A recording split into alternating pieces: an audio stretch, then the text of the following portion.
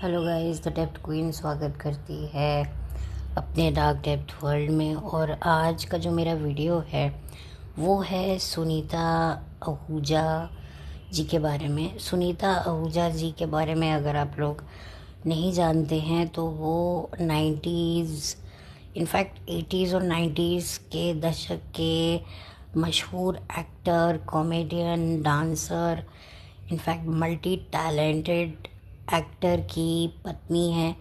जो गोविंदा हैं उनकी पत्नी है सुनीता।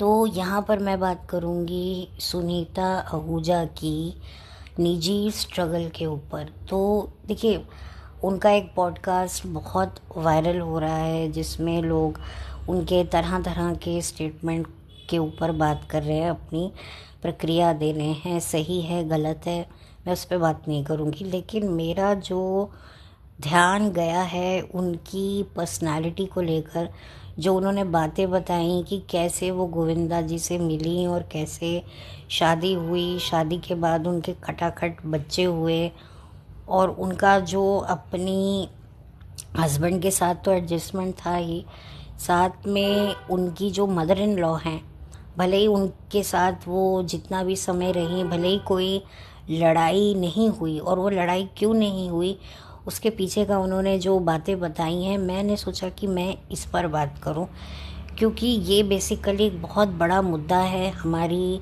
इंडियन मैरिजेस में, जहाँ पर एक ऐसा लड़का एक लड़की को मिलता है जो बिल्कुल ममाज़ बॉय है।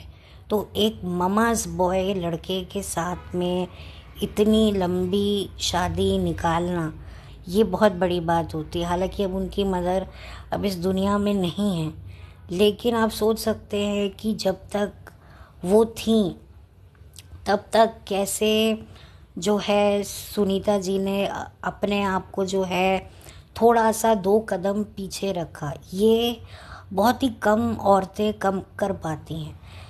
और मुझे बड़ी हैरानी होती है कि जो माएँ होती हैं बेटों की, वो भी इस चीज़ को देख कर के भी समझ नहीं पाती हैं कि एक दूसरे घर की आई हुई लड़की इस तरीके से जो है, अब वो मेरे बेटे की बीवी है और आगे जाकर वो मेरे बेटे के बच्चों की माँ बनेगी, तो मैं उसके बारे में भी सोचूं। आप ये सोचिए कि जब एक औरत शादी करके आती है और शादी के कुछ ही घंटों में पति ये कह दे कि देखो, घर में जो मेरी माँ चाहेगी वही होगा, वो जब ये औरत किसी मर्द के मुंह से सुनती है तो उसके जहन में एक ही बात आती है कि भाई फिर मेरा क्या वजूद है अपनी हस्बैंड की ज़िंदगी में। मैं क्या करने आई हूँ? मैं क्या सिर्फ बच्चे पैदा करने आई हूँ, घर के काम करने आई हूँ? मैं क्या घर वालों के जो लड़के के हैं उनको सिर्फ संभालने आई हूँ? मेरी क्या औकात यही है? मतलब घर की नौकरानी और मुझ में फिर क्या डिफरेंस है? ये हर औरत के दिमाग में आता है। वो ये सोचती है कि मेरी क्या कदर है, मतलब मैं अपने माँ बाप को, अपनी आज़ादी को छोड़ के पति के घर में आती हूँ। और इस तरीके से, और आप देखेंगे कि उन्होंने इंटरव्यू में ये भी बोला है कि शादी बड़ी जल्दी हुई और बच्चे भी जल्दी हुए, क्योंकि उनकी मदर बुज़ुर्ग हो रही थी, क्योंकि जो गोविंदा हैं वो घर में सबसे छोटे हैं उनके बाकी भाई बहनों में से। तो जाहिर सी बात है उनकी मदर की विश थी कि भाई शादी हो जाए, मैं शादी भी देख लूँ और मैं अपने बेटे के, जो लास्ट मेरा बेटा है, जो सबसे छोटा और आखिरी बच्चा है, उसके बच्चे भी मैं देख के जाऊँ। मतलब कि जो मेरे बच्चे हैं, मैं अब ठीक है मेरी उम्र बढ़ रही है, अब हो सकता है मैं बच्चों के बच्चे ना देख सकूं, लेकिन मैं बच्चों के बच्चों के बच्चों के ये जो हसरत है, इससे बेहतर है कि उससे पूरी करने के बजाय मैं खाली बच्चों के बच्चे देख जाऊं। That is enough for me. तो कुछ ऐसा ही उन्होंने अपने बेटे के आगे डिमांड रखी और एक 18 साल की लड़की से शादी कर ली और 19 साल की उम्र में वो मदर बन गई। हालांकि गोविंदा जी और सुनीता जी का अफेयर तो काफ़ी समय, 3-4 साल से चल रहा था, यानी कि वो टीन एजर जब थी तभी वो गोविंदा जी को मिली थी। आप सोचिए, और कि एक टीनेजर लड़की जो इतनी आज़ाद ख्यालों की है, जो वो कह रही हैं कि शादी से पहले मेरे जो गोविंदा जी हैं वो उन्होंने कह दिया था कि तुम मिनी स्कर्ट शादी के बाद मत पहनना, मेरी मम्मी को अच्छा नहीं लगेगा। तो उन्होंने कहा भी कि भाई तुम्हारी फिल्मों की हीरोइन छोटे कपड़े पहने चलेगा, पर बीवी छोटे कपड़े पहने नहीं चलेगा। तो गोविंदा जी ने कहा कि मेरी माँ को अच्छा नहीं लगेगा। ठीक है, देखिए बड़ों की थोड़ी सी मन की करना समझ में आता है, चलता है, लेकिन साथ ही साथ में जो एक लड़की है वो तो एक दूसरे घर से आई है ना। देखिए उसका कोई खूनी रिश्ता नहीं है सास के साथ या पति के परिवार के साथ। पति के साथ उसका दिल का रिश्ता ज़रूर जुड़ा है, और उस दिल के रिश्ते जुड़ने के बाद आगे नए खून के रिश्ते बनते हैं जो औलाद के रूप में सामने नज़र आते हैं। लेकिन एक उस लड़की की भी आप सोचिए, पहले की लाइफ में लड़कियों की क्या मर्जी थी, भाई वो माँ बनना चाहती हैं नहीं बनना चाहती हैं। एक तरीके से प्रेशर में डाल दिया सुनीता जी को कि भाई एक टीनेजर में ही शादी हो गई, टीनेज अवस्था में ही बच्चा हो गया। तो जाहिर सी बात है, एक छोटी लड़की उम्र से जो इतनी छोटी है, जिसकी गोद में बच्चा आ चुका है, गले में मंगलसूत्र डल चुका है, तो वो फिर कहाँ जाएगी फिर। और सुनीता जी ने बहुत कॉम्प्रोमाइज़ भी किया। उन्होंने कहा मैंने कभी जो मेरी मदर इन लॉ ने करने को कहा मैंने किया, मैंने कभी वो किया ही नहीं। जब तक गोविंदा जी की माँ जिंदा थी तब तक मैंने कभी जगह लेने की कोशिश नहीं की। बाद में उनके मैं फिर गोविंदा जी की सपोर्ट बनी। तो ये एक सेंसिबिलिटी मुझे सुनीता जी में दिखाई दी कि भाई उन्होंने कहा कि मैं इतनी छोटी उम्र की थी, और छोटी उम्र में आप इतना वो नहीं होते हो, आप सिर्फ एक इंसान को देने की सोचते हो। और ये बात सच है। तभी जो हमारे समाज में छोटी उम्र की लड़कियों को खटाखट फटाफट ब्याहने की बातें होती हैं कि भाई जैसे ही औरत थोड़ा वो बड़ी होगी, वो थोड़ी मैच्योर होगी, वो एडजस्ट नहीं कर पाएगी। और ये बात सच भी है। और यही वजह है कि माँ बाप जो हैं वो फड़फड़ाते रहते हैं कि अरे बेटी 28 साल की हो गई, 29 साल की हो गई, 30 साल की हो गई, 32 साल की हो गई। तो ये करते हैं कि भाई वो एडजस्ट नहीं कर पाएगी। हालांकि वो बोलते हैं कि भाई तुम्हारी उम्र बढ़ रही है, बच्चे तुम्हें करने में तकलीफ़ होगी, लेकिन एक ये भी एक बहुत बड़ा उदाहरण होता है, कारण होता है कि लड़कियां एडजस्ट नहीं कर पाती, विच इज़ राइट। लेकिन फिर भी आप देखिए, आज एक लड़की शादी के बाद अपना एक पॉइंट ऑफ व्यू रखती है कि भाई मुझे बच्चे अभी नहीं चाहिए या थोड़े बाद में चाहिए। बट एक टीनेजर लड़की, जिसने, मुझे लगता है कि सुनीता जी ने अपनी कोई जवानी को एंजॉय नहीं किया, एक मैरिड लाइफ को भी मुझे लगता है एंजॉय नहीं कर पाई, क्योंकि आते ही उनको घर गृहस्थी उनकी झोली में गिर गई।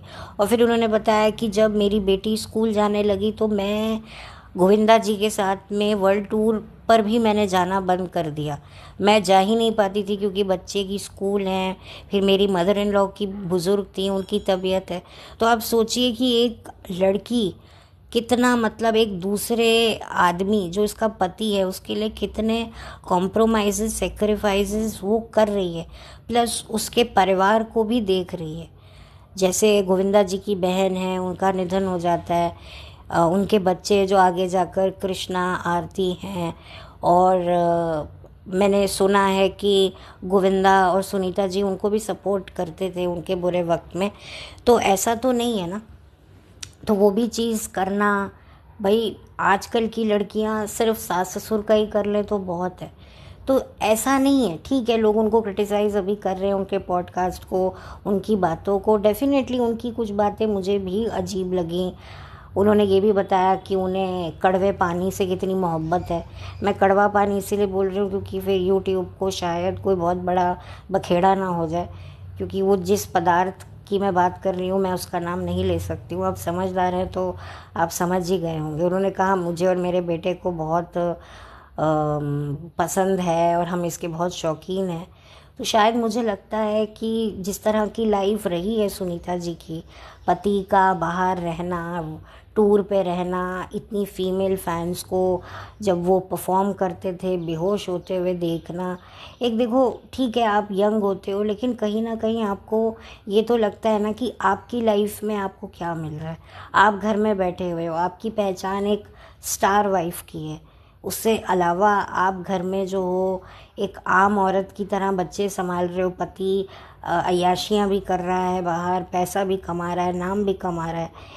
अब अच्छा, उन्होंने एक इंसिडेंट और भी बताया कि कैसे जो है एक फ़ैन काम वाली हेल्पर बन के उनके घर में आ गई थी, और मैंने ही फाइंड आउट किया कि भाई इसको तो बर्तन धोने नहीं आ रहे, इसको तो कोई काम नहीं करना आ रहा, तो फिर ये लड़की तो कोई काम वाली लगती नहीं है। फिर बाद में पता चला कि बहुत बड़े घर से वो लड़की है, और वो कहती थी कि पति मेरा आता था देर से घर पे, तो वो उसके लिए जाग रही है। तो मुझे तो मेरा गुस्सा हो गया कि भाई मुझे जागना है, मेरा पति है, ये कौन होती है। तो वहाँ से शक पड़ा। तो ऐसा नहीं है सुनीता जी, ये कितना बड़ा एक औरत के लिए हैरेसमेंट है कि भाई उसके पति से ऐसी उसको इश्क है, मोहब्बत है कि वो उसके लिए काम वाली बाई बन के आ गई जिसको घर का एक काम नहीं आता। और यहाँ पर मैं इतने सालों से इस आदमी की एक ऑफिशियल बाई बन के बैठी हूँ, घर संभाल रही हूँ, इसकी माँ को संभाल रही हूँ, इसके बच्चे को संभाल रही हूँ, सब कुछ कर रही हूँ मैं। ये कैसे हो सकता है? तो बिल्कुल बात सही है, ये एक औरत के लिए बहुत फ्रस्ट्रेटिंग होता है। आदमी को अगर ये सब झेलना पड़े तो उसका तो दिमाग ही आउट हो जाएगा। वो तो बीवी को ही घर से निकाल देगा, तू निकल, तेरे इतने आशिक है, तेरे इतने मेल फैंस है। ये आप देख सकते हैं कि ये एक बहुत बड़ी सच्चाई है। मैं ये नहीं कह रही हूँ कि आदमी लोग कॉम्प्रोमाइज़ नहीं करते या उनके कॉम्प्रोमाइज़ नहीं होते, उनके अलग लेवल के होते हैं, बट मैं यहाँ पर एक स्टार वाइफ की बात कर रही हूँ। एंड प्लस मैं ये बात कर रही हूँ कि एक ममाज़ बॉय लड़के के साथ में एडजस्ट करना ये बहुत एक डिफ़िकल्ट होता है, क्योंकि मैं खुद अपनी ज़िंदगी में ऐसी चीज़ें देख चुकी हूँ। लेकिन मैंने एक पहलू और भी देखा है, जैसे ममाज़ बॉय एक टॉक्सिक होते हैं वाइफ्स के लिए, वैसे ममाज़ गर्ल टॉक्सिक होती हैं अपने हस्बैंड्स के लिए। और इसके बहुत सारे एग्ज़ाम्पल मैंने खुद ने देखे हैं।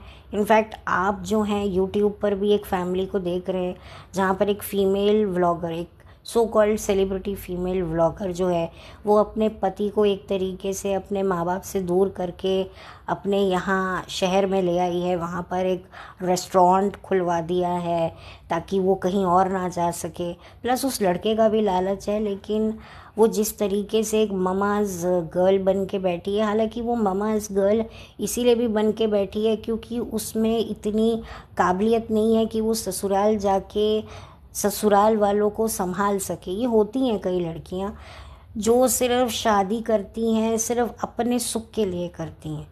उनको सिर्फ अपने सुख चाहिए होता है, पति से हमें भरपूर जो है मोहब्बत मिले, हम बिस्तर हमारा पति हमारे साथ गर्म करे, बच्चे बच्चे पैदा करके दे, बाकी तो कुछ नहीं लेना देना। इसी वजह से मैंने सुनीता जी को थोड़ा, मैंने उनका एक वो पहलू सामने रखा कि सुनीता जी ने जो है कहीं ना कहीं उन्हें मिलना, उन्हें अपनी शादी से जितना मिला है उससे कई ज़्यादा उन्होंने दिया है। ठीक है, अब तो खैर एक उम्र निकल जाती है, औरतें जब स्ट्रॉन्ग हो जाती हैं, इनफैक्ट वो खुद कहती हैं कि अब मैं नहीं सहती हूँ, पहले तो मैं सुन लेती थी, अब मुझसे कोई एक कहता है तो मैं चार कहती हूँ। और ये शायद हर औरत की कहानी होती है जब उसके बच्चे बड़े हो जाते हैं और पति थोड़ा सा ढीला पड़ जाता है, यानी कि तो फिर जो है औरतें की आवाज़ बुलंद हो जाती है। जैसे जैसे आप लोगों ने देखा होगा औरतें एक एज में पहुंचने लगती हैं, उनकी आवाज़ें एकदम, उनका जो पर्सनालिटी है वो बड़ी मर्दाना किस्म की हो जाती हैं। और जो मर्द होते हैं वो थोड़े से वीक, ढीले पड़ने लग जाते हैं, वो थोड़े औरताना बन जाते हैं, वो थोड़े डरपोक बन जाते हैं। हाँ, बहुत कम ऐसा होता है कि औरतें उम्र में पहुंचने के बाद भी ढीली ढाली रहती हैं, क्योंकि शायद उनके हस्बैंड्स ने वो जगह छोड़ी नहीं होती है।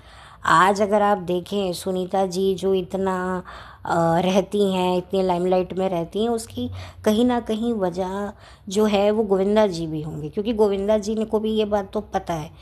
क्योंकि एक शो आता था सिमी गरेवाल का जिसमें गोविंदा और सुनीता जी आए थे, और गोविंदा ने खुद ये बात कही थी जो कि एक उनको पता था। और मैं इस चीज़ को अप्रिशिएट करती हूँ कि वो ये बात जानते थे कि मेरी वाइफ ने काफ़ी कॉम्प्रोमाइज़ एडजस्टमेंट किया है, क्योंकि उन्होंने बताया कि जब सुनीता का बर्थडे था तो मैं सुनीता के साथ बाहर गया, वहाँ मैंने थोड़ा बहुत ऑब्वियसली पार्टी में जाते हो तो वो कड़वा पानी वगैरह, तो मैंने अपनी माँ को फ़ोन किया तो सुनीता ने मुझे टॉन्ट बोला, पूछ लिया मम्मी से। तो लाइक तो ये चीज़ें मैंने काफ़ी साल पहले सुनी थी, बट वो क्या होता है ना, छोटे छोटे पार्ट होते हैं, आप चलते फिरते देख लेते हो।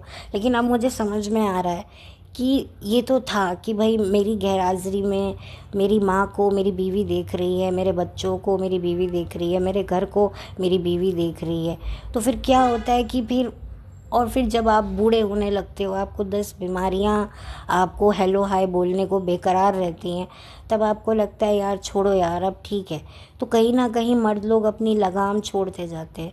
और गोविंदा जी का जो करियर रहा है, उनको देखकर लगता है कि उनको काफ़ी चीज़ें समझ में आ गई होंगी कि भाई अब मेरे को क्या करना है, क्या नहीं रहना है। क्योंकि जब एक इंसान का वक्त अच्छा आता है ना, तो वो अपने सामने भगवान को भी कुछ नहीं समझता। जब उसका एक बहुत बुलंद टाइम आता है और जब उसका बुरा टाइम आता है ना, तो भगवान भी उसको पलट के नहीं देखता। ये बात बिल्कुल सच बात है और ये बहुत कड़वी बात है। तो अब गोविंदा जी जो हैं वो स्ट्रगल कर रहे हैं। वो भले ही रियलिटी शो में आते जाते रहते हैं, कंट्रोवर्सी में बने हुए हैं कृष्णा के साथ में, लेकिन अब उनका कोई करियर नहीं रहा है, क्योंकि वो खुद अपने करियर में कॉम्प्रोमाइज़ नहीं कर रहे हैं कि मैं कैरेक्टर रोल प्ले करूं, मैं ये करूं। वो अभी भी अड़ के बैठे हुए हैं। और ये बात सुनीता जी ने भी बताई कि भाई अच्छा, उन्होंने डेविड धवन और गोविंदा जी के बीच की जो लड़ाई हुई, उसमें कहीं ना कहीं उन्होंने डेविड धवन को ही सपोर्ट किया कि भाई डेविड धवन ने कुछ गलत तो कहा नहीं, कि भाई अब तुम वो वाली बात तुम में है नहीं। अब तुम हीरोइन, जैसे हीरोइंस होती हैं, जब तक वो जवान होती हैं, हसीन होती हैं, उम्र उनकी अच्छी होती है, उनको रोल्स कैसे मिलते हैं, सेंटर रोल मिलते हैं। लेकिन जैसे जैसे बूढ़ी होने लगती हैं, उनका टाइम अच्छा लगता है। अब आपको क्या पता, अब दीपिका पादुकोण का बच्चा हुआ है तो क्या वो वैसे ही बेशर्म रंग करने आएगी? सवाल ही नहीं उठता। शायद चलो 1 या 2 बार कुछ कर लेगी, लेकिन उसके बाद तो भाई वही कैरेक्टर रोल या बहन या कोई ऐसे ही रोल वो करेगी। तो ऐसा ही होता है। लेकिन एक्टर्स का ईगो इतना होता है कि नहीं भाई, हम तो हीरो बन के ही आएंगे, हम एक अपने से इतने साल छोटी लड़की को गोद में उठाएंगे, पटकेंगे और ऐसे उनके साथ में कमर हिलाएंगे, कूला हिलाएंगे। लेकिन वही बात है कि अब पब्लिक को भी अच्छा नहीं लगता। पहले था पब्लिक ये एक्सेप्ट कर लेती थी, अब पब्लिक जो है वो थोड़ा अब सोचने लगी है कि भाई जब हम एक बड़ी औरत को एक छोटे आदमी के साथ एक्सेप्ट नहीं कर सकते, तो हम एक बुजुर्ग आदमी को एक छोटी लड़की के साथ में कैसे देख लें। तो यही कारण है कि नहीं अच्छा लगता है। लेकिन क्या है, कई हीरोज़ का ईगो ये मानने को तैयार ही नहीं है कि नहीं नहीं नहीं। इसी चक्कर में क्या है, गंदी गंदी फिल्में वो करते हैं, चलती हैं नहीं, लेकिन जस्ट अपने आप को एक साबित करना है, वो जगह नहीं छोड़नी है। तो यही कारण होता है। तो ये चीज़ मुझे अच्छी लगी भी कि वो एक न्यूट्रल होकर, एक प्रैक्टिकल होकर सोच रही हैं। ऐसा नहीं है, लेकिन क्योंकि उनका शायद निजी मसला नहीं है डेविड धवन के साथ में, वो उनको एज अ फादर ट्रीट करती हैं और वो उनको as a David Dhawan as a daughter treat करते, वो बता रही थी। तो ऐसा तो नहीं है। और उन्होंने ये भी बताया कि वो कुछ वक्त तक गोविंदा जी का काम भी संभालती रही हैं। अब उनकी थोड़े हेल्थ इश्यूज़ रहे हैं जिसकी वजह से अब उन्होंने थोड़ा छोड़ दिया है। तो ऐसा नहीं है, सुनीता जी एक ऐसी, मतलब मुझे लगा कि एक छोटी उम्र की लड़की ने देखा ही क्या है। छोटी उम्र के आप होते हो, आप चीज़ों को ग्रो करते हो, आप लाइफ में आगे बढ़ते हो, लेकिन आपके साथ क्या होता है, आपको एक दूसरे घर में भेज दिया होता है और बाहर से दरवाज़ा बंद कर दिया होता है कि भाई यही घर है तुम्हारा, इसी को अपना मानो, यहीं पर रहो, बस ये होता है।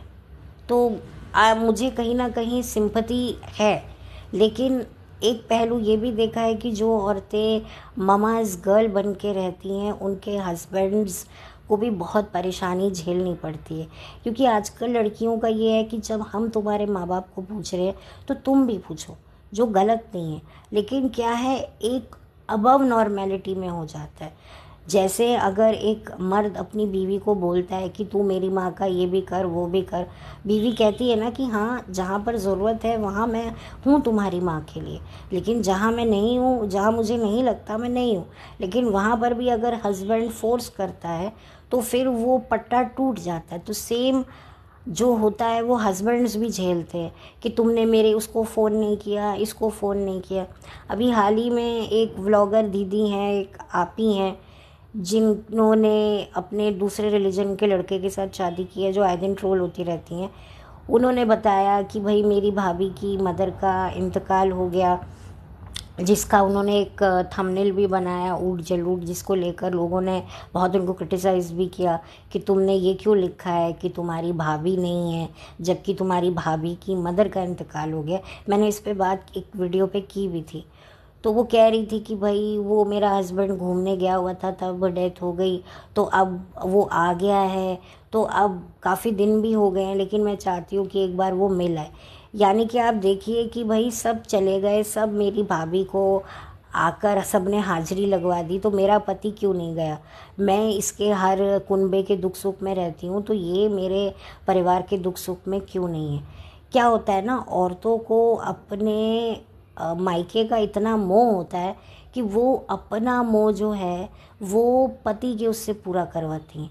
और यहाँ पर पति भी होता है, देखो पति हमेशा ये सोचता है कि भाई मैं जिससे शादी करूं वो मेरे माँ बाप की सेवा करे, तो कहीं ना कहीं वो अपनी सेवा बीवी पे डालता है, क्योंकि वो चीज़ें वो नहीं कर सकता अपनी माँ के लिए, तो वो बीवी से एक्सपेक्ट करता है। तो ये चीज़ बीवियाँ समझती हैं कि जब हम इसकी माँ का कर रहे हैं तो ये हमारे माँ बाप को क्यों नहीं करता। देखिए, मैं हमेशा ये मानती हूँ कि एक दूसरे के पेरेंट्स को रिस्पेक्ट देना बिल्कुल गलत नहीं है, लेकिन क्या होता है ना, एक दूसरे को फोर्स नहीं करना चाहिए। क्योंकि मैंने अपनी ज़िंदगी में ना फोर्स चीज़ें बहुत देखी हैं, और हैरानी की बात यह है कि जिस चीज़ के लिए वाइफ जो अपनी आधी से ज़्यादा ज़िंदगी टॉर्चर होती रही हस्बैंड के हाथों, फिर एक ऐसा टाइम आता है कि जब सिचुएशन ऐसी होती है कि जब उसको उसके खुद के पेरेंट्स का लड़की को करना पड़ता है, तो वही वो सारी चीज़ें जो उसके साथ होती हैं वो अपने हस्बैंड के साथ वो करती है, अपने माँ बाप के लिए। तो यानी कि पहले वो चिढ़ती थी कि देखो अपनी माँ के लिए मेरे को ये सब कहता है, और इधर फिर टाइम आता है कि भाई वो अपने माँ बाप के लिए अपने हस्बैंड को सुनाती है। यानी कि एक तरीके से दोनों एक ही सिचुएशन में आ जाते हैं, लेकिन इसका सबसे बड़ा नुकसान किसको भुगतना पड़ता है? बच्चों को। आधी ज़िंदगी वो माँ को रोते हुए देखते हैं कि तुम्हारा बाप जो है वो मावड़िया है, और आधी ज़िंदगी, बची हुई ज़िंदगी वो देखते हैं कि माँ हमारी मामा कर अपनी माँ की मामा करती रहती है। तो ये चीज़ बहुत ज़्यादा मैंने अपनी ज़िंदगी में देखी, और बहुत करीब से मैंने देखा है। मैंने मदर्स डॉटर, ममाज डॉटर भी बहुत देखी हैं। और एक बात बताऊं, मदर्स डॉटर्स जैसे ममाज बॉय अपनी मैरिज ख़राब करते हैं ना, वैसे ममाज डॉटर भी अपनी मैरिजेस ख़राब करती हैं। बहुत सारी मैंने ऐसी माएँ देखी हैं जो बेटियों की शादी के बाद रिसेप्शन पे जाती हैं और ऐसे गले लग लग के बेटियों से रोती हैं जैसे अभी कोमा में चली जाएंगी, हाय बेटी की शादी। फिर मुझे लगता है बेटी की शादी की क्यों?